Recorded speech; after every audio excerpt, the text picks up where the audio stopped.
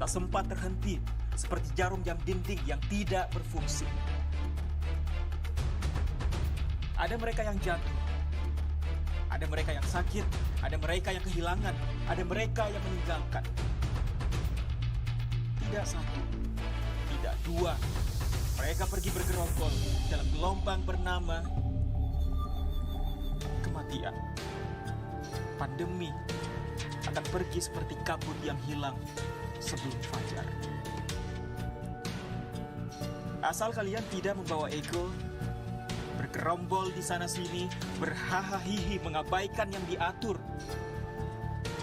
Sungguh elok jika kalian peduli atas nama kemanusiaan.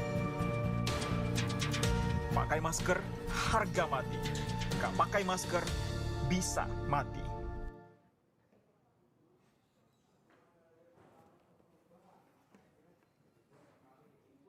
So, Assalamualaikum warahmatullahi wabarakatuh.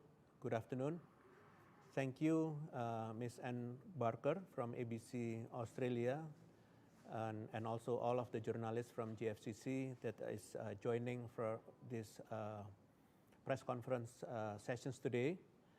On today's event, I will give updates on the development of the COVID-19 management in Indonesia, and with enthusiasm, discipline, and collective efforts from all levels of the government and society, Indonesia has now managed to get out of the second peak that occurred last July, relatively quick and drastic. In just 1 month, cases can drop 45% from the second peak, and to date, the decline has been ongoing for 12 weeks and has managed to drop by 98%. Compared to other countries, Indonesia's COVID cases increase pattern was considerably different. The first peak in cases occurred simultaneously in various countries in December 2020 due to the Christmas and New Year period, including in Indonesia. However, when various parts of the world experienced the second peak in April 2021, Indonesia actually showed a decline. On the other hand, when Indonesia experienced the second peak in July, the world and several other countries were experiencing a decline in cases. And the world is currently experiencing a decline from the third peak in cases in August, and several countries, including neighboring countries such as Japan, Singapore, and also Malaysia, also experienced a third peak in cases, while Indonesia has experienced a decline from the second peak. The existence of the third peak in several countries is a warning for Indonesia to not put its guard down, regardless of the ongoing trend of cases decline. Additionally, the government is aware that the peak of cases in Indonesia is not exclusively caused by the collective increase in the number of cases among other countries. It was rather caused due to our national dynamics and policy implementation, especially during national holidays. And the Indonesian government continues to improve various efforts to prevent COVID-19, including vaccination. And currently, Indonesia is included in the top 5 countries with the largest number of vaccinated population, amounting to 106 million people. Despite of the large number of population in Indonesia, the government still managed to acquire significant number of vaccines and distribute them accordingly. The government will continue to strive to increase and evenly distribute vaccinations throughout the region. And moving forward to the updates of COVID-19 cases development in Indonesia, currently cases have decreased for 13 consecutive weeks from the second peak of cases. In the last week, positive cases have fallen to 6,826 after hitting the highest number of 542,236 during the second peak. Cases that continue to fall also have an impact on the decline in recovery numbers. Last week, there were 12,567 people recovered, down from the highest number of recoveries in the second peak of 176,934 people. And active cases, which had reached 542,236, or 18.84%, have now fallen to 16,388, or 0.43%. Positivity rate also experienced dramatic decline to 0.56% after reaching 26.76% during the peak, as well as decline in bed occupancy rate to 5.69% from previous 77.77% during the peak. Considering the current condition is the result of overcoming cases that previously spiked, and the decisions to conduct gradual opening was based on the pattern of the increase in cases. Looking back, the increase in cases is inseparable from the increase in community activity and mobility during the holiday period. 2 weeks after Idul Fitri 2020, cases increased by 214% and lasted for 7 weeks, although it can be suppressed by the PSBB policy in several areas. Similar increase occurred 2 weeks after the Maulud Nabi, Christmas, and New Year collectively holidays during the transitional PSBB period. In this period, cases rose again and within 13 weeks reached the first peak with 389% higher cases. Even though the case had reached the lowest point of May 10, 2021, the increase in cases again occurred 3 weeks after the Idul Fitri holiday, even though the policy of eliminating mudik has been set. The existence of the Delta variant triggered a very significant spike in cases until it reached the peak of the second case, amounting to 880% higher compared to the lowest case point. Learning from the upward trends of cases, it is important to analyze the right momentum for a gradual opening. In addition to considering the positive case data and BOR, it is also necessary to observe the effective reproduction rate, or RT. This figure shows the average number of cases that can occur from one positive person in a period of time. At the time of the second peak in cases, the national RT was 1.41, and currently the national RT is 0.70. An RT of less than 1 indicates a low potential for transmission in the community. Therefore, it is hoped that activities can be resumed, although with full vigilance. Control measures are also being prepared by studying the patterns of previous increases in cases. And the condition of COVID-19 in Indonesia, which is currently improving, was achieved due to the support of all levels of society, the role of the health workers at the forefront of control, as well as the collaborations of various sectors, ministries, and institutions. Therefore, in this phase opening period, these achievements must be maintained. By applying the disciplines of health protocols in every activity, extensive testing, and willingness to be vaccinated, community productivity can continue to be carried out safely. Up next, I'll touch on the systematic efforts in handling COVID-19 done by the government while involving various elements in the event of PON 20 in the midst of the pandemic. And Indonesia is said to be quite successful in preventing a spike in cases. And as of 17 October, there was a total of 176 confirmed cases consisting of 97 athletes, 49 confirmed cases consisting of 49 officials, 7 coaches, 10 referees, of which majority of them have recovered. Others confirmed cases came from media personnel, committee, judges, and security with a positivity rate of 1 0.13%. And currently, more than 60% have been quarantined for 5 days, and the rest will be monitored, especially those who are quarantined in the area. In addition, Indonesia is nationally able to maintain its COVID-19 control performance, which has been proven to be the country with the highest recovery index score in Southeast Asia, even in an atmosphere of gradual opening of the socio-economic sector. This assessment is reviewed from the aspect of case control management by a coordination meeting with the ranks of the local government to ensure the readiness and commitment of the local government to hold a big event with the implementations of the strict health protocols.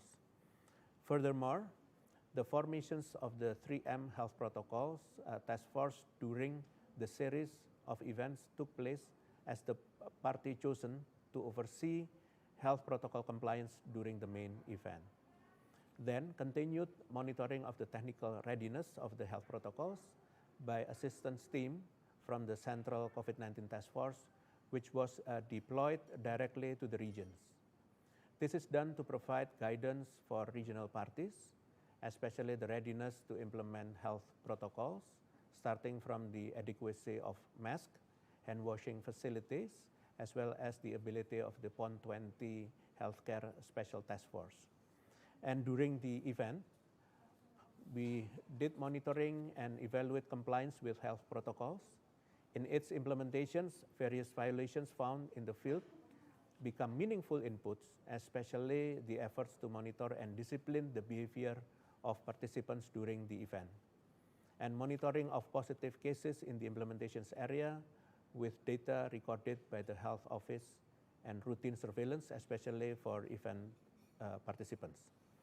Furthermore, if a positive case appears, immediate action is taken to handle the positive case through the alertness of referral for isolations or treatment, contact tracing, and epidemiological investigations to find out the source of the pattern of spread.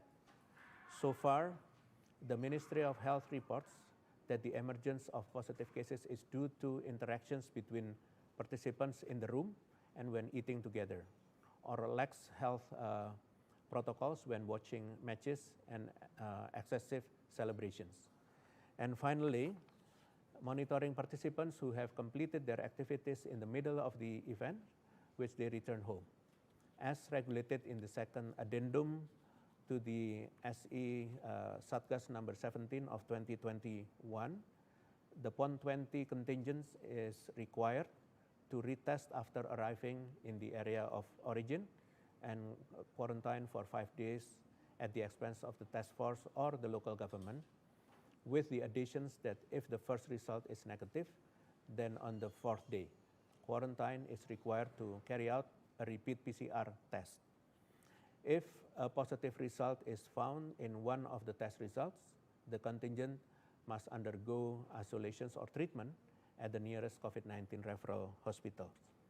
And post-event, evaluating the implementations of major activities policy, for example, the mandatory implementations of routine PCR prior to the match and departure, the obligations to provide special quarantine facilities for close contacts, and evaluations of accommodation density and behavior outside the main event.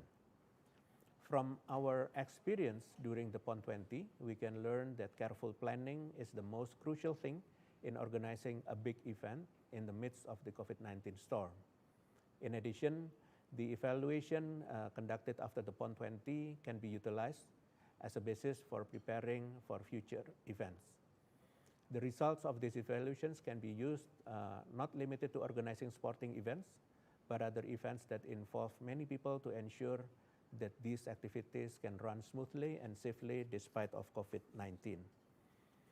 And next, recently the government of Indonesia has also updated its international traveling policy, and based on the SE Satgas number 20 of 2021, or circular letter number 20 of 2021, and SK Kasatgas number 15 of 2021, or decree of the Kasatgas number 15 of 2021, concerning international travel during the COVID-19 pandemic periods, which began to be implemented today. There are several changes and additional arrangements, including the first is quarantine duration is 5 times 24 hours after performing the first RT-PCR retest on the first day of arrival.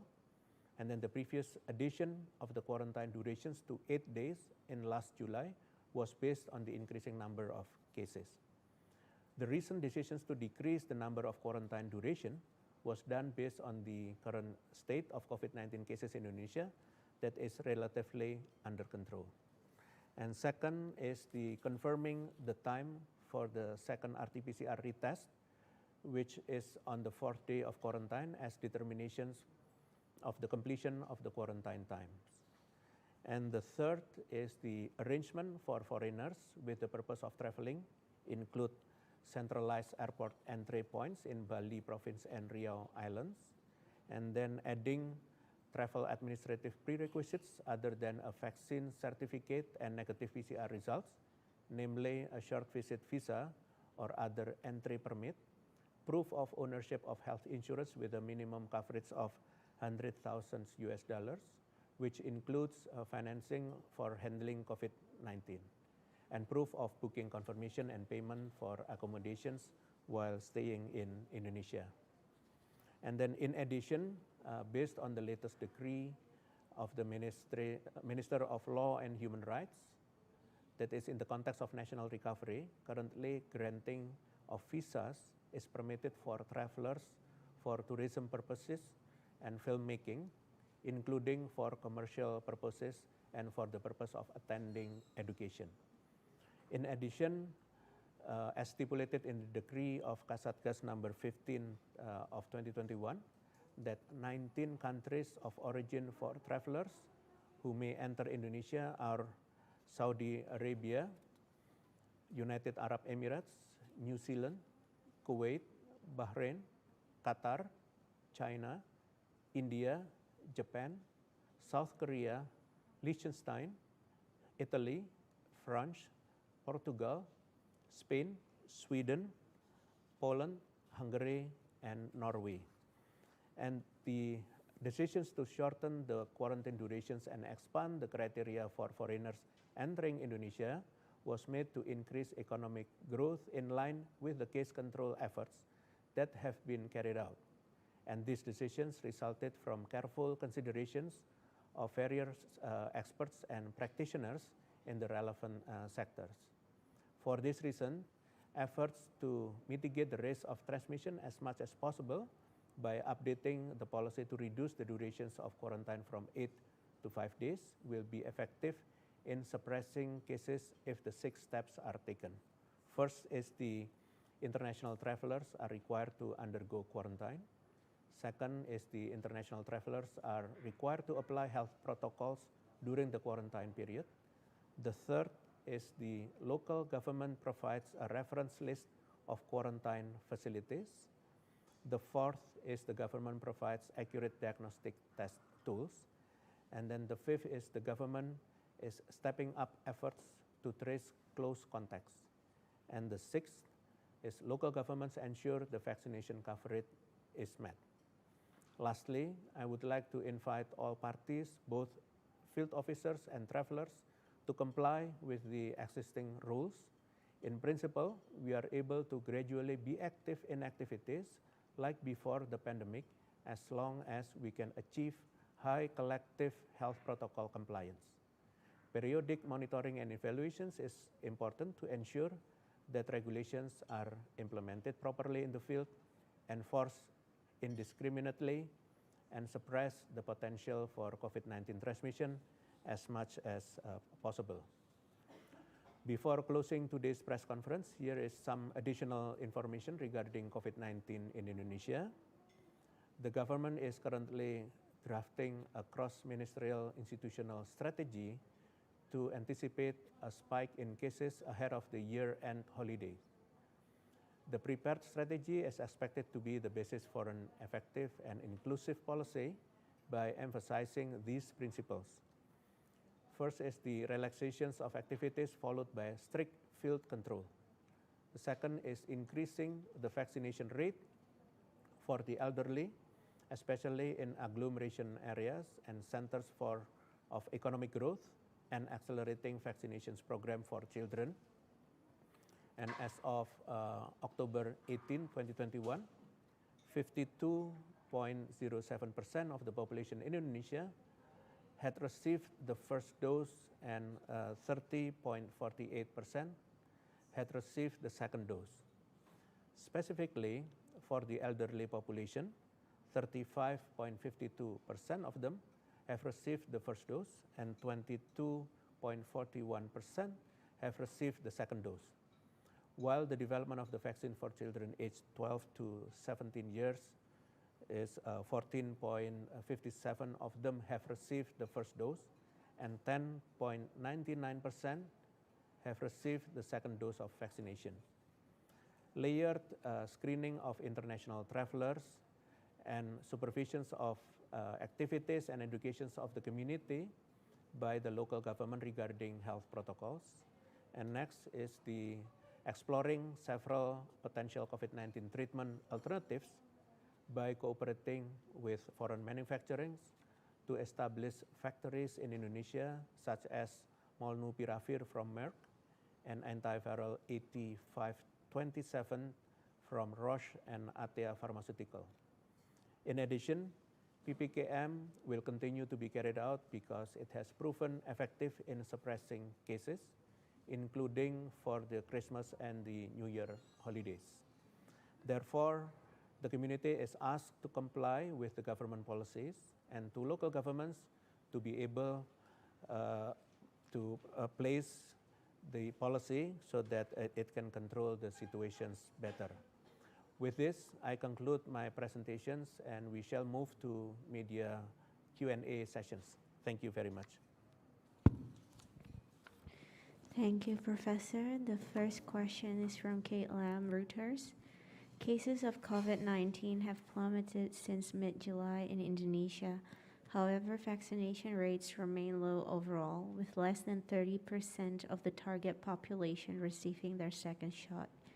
To what extent do you think natural immunity or herd immunity could be a contributing factor to the low number of cases and deaths currently?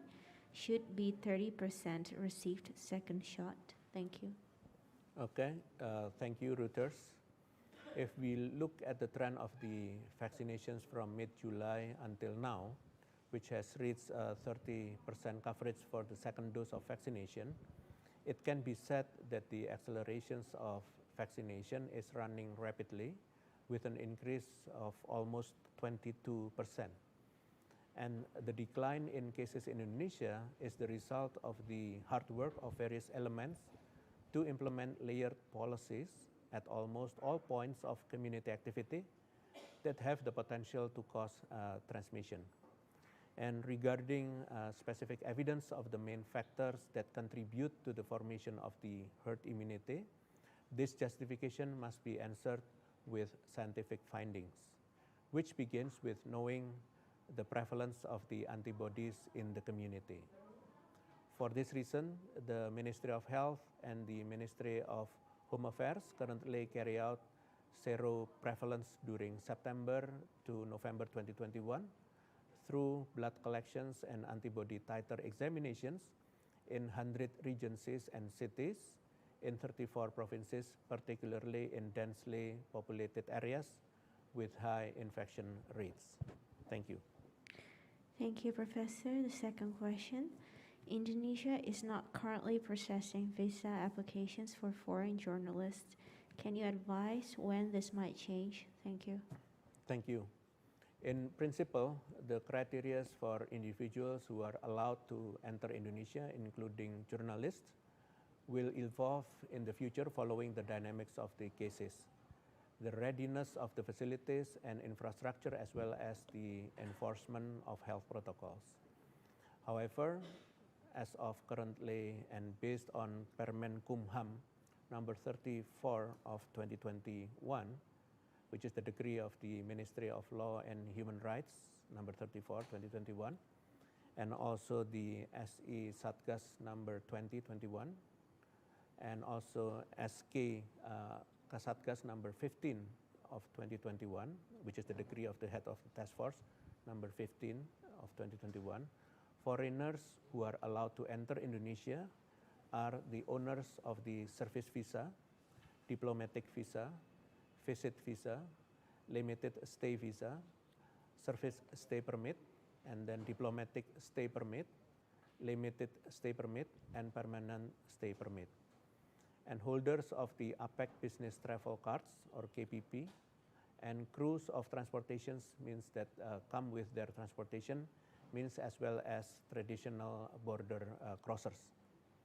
Those coming from countries with bilateral travel corridor arrangement, TCA, scheme, and countries with total cases of less than or equal to 50 per 100,000 inhabitants, and a low positivity rate of less than 5%, which is from Saudi Arabia, United Arab Emirates, New Zealand, Kuwait, Bahrain, Qatar, China, India, Japan, South Korea, Liechtenstein, Italy, France, Portugal, Spain, Sweden, Poland, Hungary, and Norway. And also foreigners who have attained special consideration or permissions in writing from the ministry or agency. Thank you. Thank you, Professor. The next question is from Natalia Santi from Australian Financial Review. How far is the development of vaccine Merah Putih? Thank you. Thank you, Australian Financial Review. Presently, vaccines produced by the Eijkman Institute and Bio Farma based on the recombinant protein have reached the optimization phase of the vaccine seeds. And on the other hand, inactivated vaccines produced by Erlangga University and Biotis is in the preclinical trial stage. Thank you. Thank you. And the last question, does the government plan to give vaccines to children below 12 years old? Thank you. Yes, so far the vaccine supply is dedicated to the populations with the age range of 12 years old and above, particularly for the high-risk populations such as the elderly. But in the future, if the vaccines available, of course, we will also continue with vaccinations for the children under 12. Thank you. And Thanks, now, yeah, please. Yeah, I was just going to say, if anyone else has questions they would like to ask, please add them perhaps in the chat room or the chat session. There is a couple of questions from Reuters also. When do you expect that Indonesia will begin giving the third booster shots to the general population? Okay, we are prioritizing on people with the first and the second shots, and then once we are ready for the first dose, the third dose, which is hopefully the beginning of next year, then we will continue with that. Sure. And one other question also from Reuters. With the quarantine protocols, do you see those changing as the vaccination rates go up? I mean, just this last week, we've seen that Bali is planning to cut its quarantine requirement to 5 days from 8 for foreign travellers who come in. Do you see that as something that will be adopted across the country, or perhaps fall even further? We will be having the change of the policy step by step, and of course we tried for some areas in Indonesia. We want to make sure we can evaluate that. If something happens, then we can control it very well. So that's why we go step by step and not going from the whole Indonesia. Thank you. Sure. So I think we have a question now from Ismi at Nikkei. What are the main factors that contribute to the current low confirmed cases, and how will it be maintained until the holiday season at the end of the year? Yes, thank you, Nikkei. So basically, as I mentioned, that we have tiered policies where we restrict or limit the international travelers and also domestic travelings as well, and also restrictions of the activities in different areas based on the level. And we will use this policy, continue over the Christmas and also New Year's to make sure that if there are some increase in cases, we are aware of and we can control directly. So that's why the PPKM still in effect. Thank you. Okay. Question from Ian Cameron. Children under 12 cannot travel domestically at the moment. Is this likely to change before the upcoming Christmas holiday season? There are several groups that have asked the same questions, and we will consider that, but we want to make sure that if we change the policy, we want to make sure that it is still safe for those children under 12. Of course, we are just starting to open that for some public facilities, but not yet for the traveling. But hopefully, before that, we can open that. Sure. From Channi Vasandani at the Australian newspaper, online news reports are quoting hospital doctors who claim to see an increase in suspected COVID cases. Is this something to be concerned about right now? We receive reports and concern about it from the physicians as well. But to see the cases in Indonesia, at least reporting from Jakarta area, since this is the report from Jakarta, there is a slight increase, but not much. So that's why this is part of the awareness that the healthcare facilities report to the government, and we need to ascertain the situation so that we can control if something happen more than regular. Thank you. Sure. One question from Ilham at the European Union delegation. Do these open border policies also apply across Indonesia and not just Bali? Not yet at this moment. Thank you for the questions. But of course, we will open more once our policy be successful in terms of still limiting the case and increase the socioeconomic activities. We will open more when proven that this policy, the careful policy, is effective. Thank you. So one follow-up question from Ilham. Several European countries are on the list of those places allowed to travel to Indonesia, but others are not. What kind of criteria does the government use to consider which countries can enter Indonesia at the moment? Yeah, of course, as I mentioned, it's based on the positive case per 100,000 populations, which is below 50 per 100,000 populations. And then also the positivity rate, which is low or below 5%. And then, of course, we will consider the reciprocal arrangement between countries. Thank you. Okay. Tria from Mainichi Shimbun. Epidemiologists are predicting that revenge travel will trigger the third wave of COVID-19. What is the government's anticipation about this problem? As I mentioned earlier, that with the PPKM policy that's still in effect, we will use the PPKM policy and leveling policies to make sure that there will not be increase of cases. If there is an increase in cases, the level will be changed, and we will consider to restrict more activities on those areas where the leveling is increased. Well, just one more question about that predicted spike at the end of the year during the Christmas holiday period. What is the different modelling suggesting to you as to what the worst case scenario could be, or even the best case scenario? What are you seeing in terms of modelling on how that new surge could happen? Again, those modeling usually based on the increased mobility of the people during the holiday. And we learned from the past, from last year, that if we don't really restrict the people mobility, then of course we cannot control the increase of cases after that.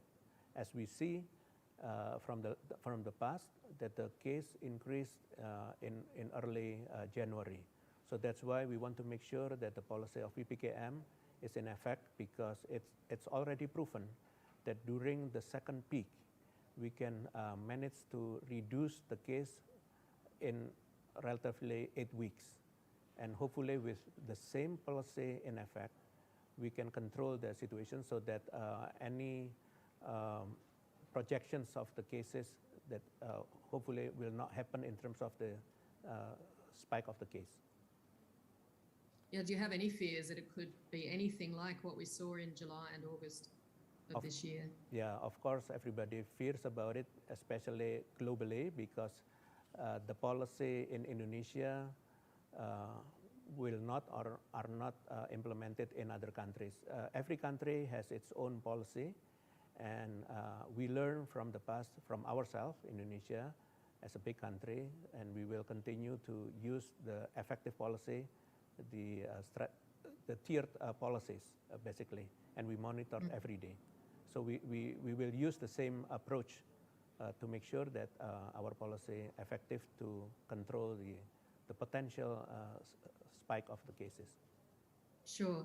If anyone has any more questions, now's your chance to add them onto that chat list. But look, Professor, there was some recent modelling done by the Health Institute attached to Washington University, I believe, that suggested they believe potentially 29% of all Indonesians, which was something like 78 million people, could have had COVID already.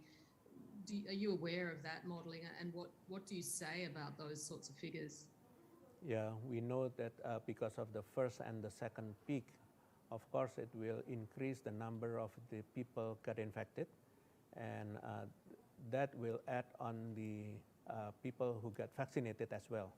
So both on those events, occurrence, that will contribute to the, the resilience of the people increased because of the protections from the either natural or man-made vaccinations or immunity naturally occur. So that's the contributions that probably will contribute that the next case or spike will not be as high as before, and at the same time we need to make sure that the policy is still implemented. Sure. Okay. Is there anyone else who wants to ask a question? Otherwise, we might be able to let you go there, Professor, if there's no one else. You get an early mark. Thanks very much for speaking to us again tonight. Okay. I think that's the last of the questions. But yeah, we hope to have you back sometime in the not too distant future if yes, sure. You're willing to come and talk to us again. Sure. That would be great. Okay. Thank you very much. On behalf of the JFCC, then Yeah. thank you, Professor. Thank you. Thank you. Take care. Okay. Bye-bye. Thank you. Bye-bye.